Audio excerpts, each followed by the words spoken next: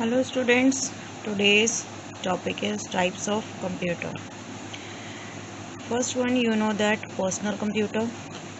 Here it is a specification. It is single user computer system having moderately powerful microprocessor. It has powerful microprocessor. Second one is workstation.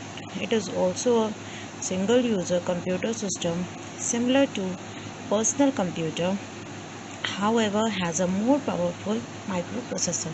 It is just like a PC, but it has also a powerful microprocessor. Third one is mini computer. It is multi-user computer system. Multi-user means many users can operate this system, capable of supporting hundreds of users simultaneously. Simultaneously means together. Hundreds of users are working together. Mainframe computer. It is a multi-user computer system capable of supporting hundreds of users simultaneously. Software technology is different from mini computer. It has some software technology which is different from mini computer, and it is capable of supporting hundreds of users simultaneously. Fifth one is supercomputer. As you know that it is an extremely fast computer which can execute hundreds of millions of instructions per second. It is very fast computer system. It can execute hundreds of millions of instructions in 1 second. So we will discuss all these computers in a detailed form. Personal computer, which is also known as microcomputer. In previous class, you all had studied, but we will revise here. A PC can be defined as a small, relatively inexpensive computer designed from an individual user. Individual means for one particular user.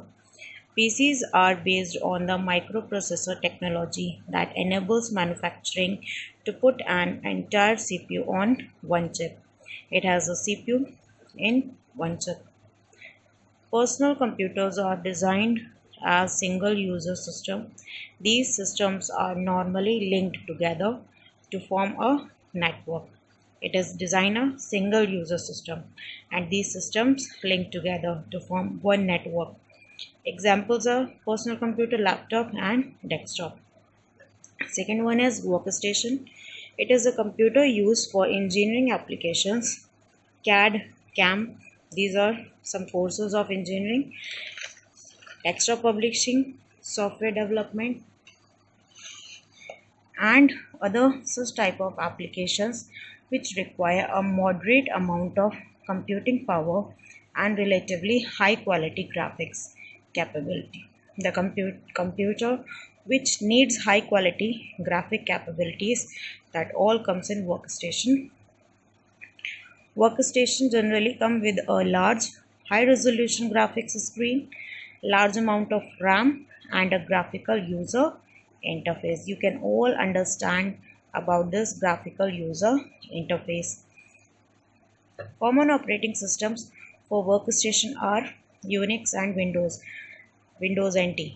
You know that in every computer system there is an operating system which handles and controls our computer. So in workstation, Unix and Windows NT are used. Like PC, workstations are also single user computers like PC. Next one is mini computer. It is mid-size multiprocessing system capable of supporting up to 250 users simultaneously. It is about the size of the refrigerator. Refrigerator size is just like a mini computer. A server can be an example of mini computer, but not all servers are mini computer. Next one is mainframe computer. It is very large in size and is an expensive computer capable of supporting hundreds or even thousands of users simultaneously. It is very expensive, large in size. It supports hundred or even thousands of users simultaneously. Mainframe executes many programs concurrently and supports many simultaneous execution of program.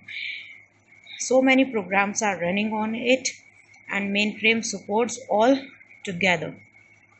The processing capability of mainframe computer are measured in MIPS or millions of instructions per second. Its formula is millions of instructions per second.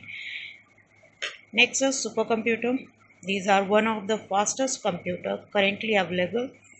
These are very expensive and are employed for specialized applications that require immense amount of mathematical calculation. Supercomputers run hundreds of thousands of processors capable of computing quadrillions of calculations in just a few nanoseconds. Nanoseconds means you can understand about this in a very few seconds. It can computing quadrillions of calculation. You can't imagine.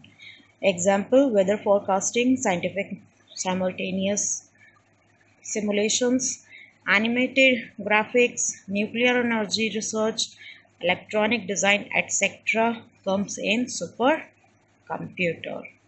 So this is all about today's lecture.